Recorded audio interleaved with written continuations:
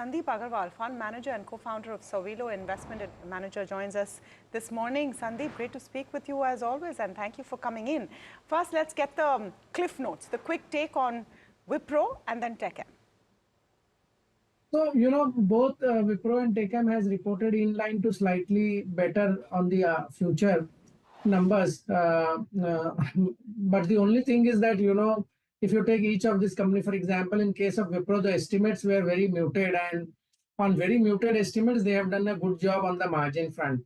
And also, Wipro seasonality is completely different than Infosys and TCS, where Wipro generally has second half, which is stronger than the first half, unlike Infi and TCS, where first half is stronger. So, for them, the next quarter should have been,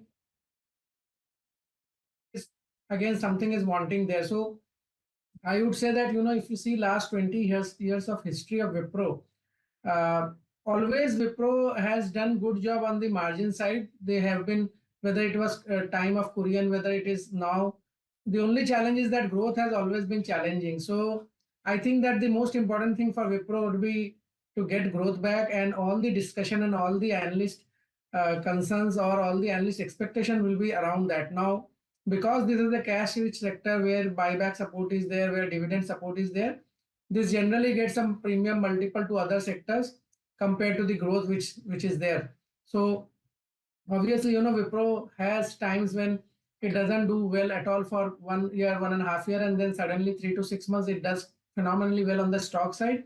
But I would be very happy if the company does very well on the revenue side. So that is what my view is on Wipro.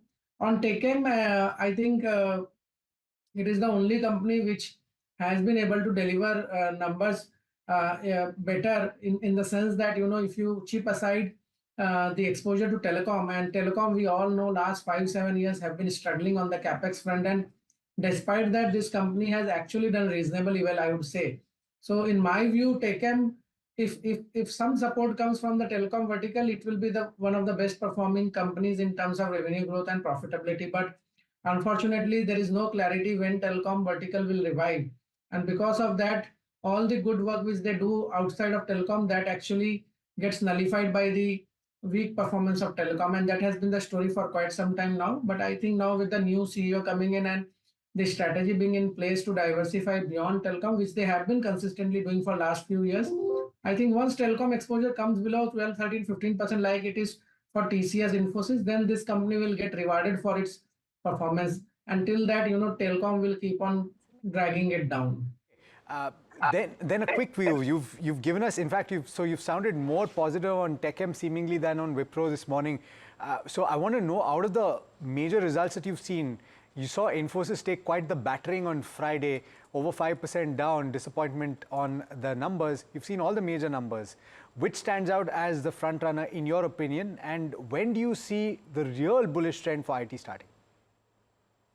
So I think the bullish time, I was very bullish a year back around, October, November, because that was the time when salaries were getting postponed, bonuses were getting postponed. I think that was the peak of pessimism, and stock price earning multiples were at decade, almost like 5-year, 7-year low.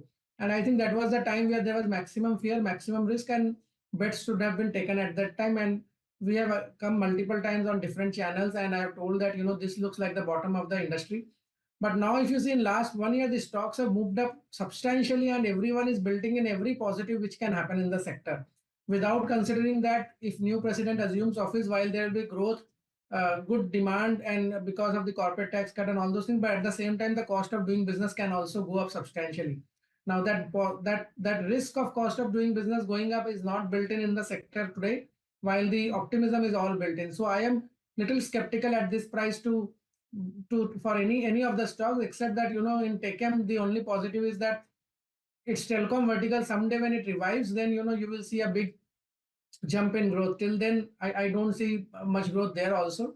But we like structurally the ER&D space a lot, because if you see any global report of Gartner and Ascom, anyone, they are also putting that ER&D outsourcing penetration is very low. So it should grow ideally 2.5 times of IT services. The problem there is that, every stock is ultra expensive there. So you have to time it. So whenever you get a good opportunity to buy those stocks in the ER&D space at a reasonable price multiple PEG ratio of around 2, that is the time to, accumulate them for for long term. Fantastic. Sandeep, thanks so much for joining us this morning and for giving us your view on the latest earnings.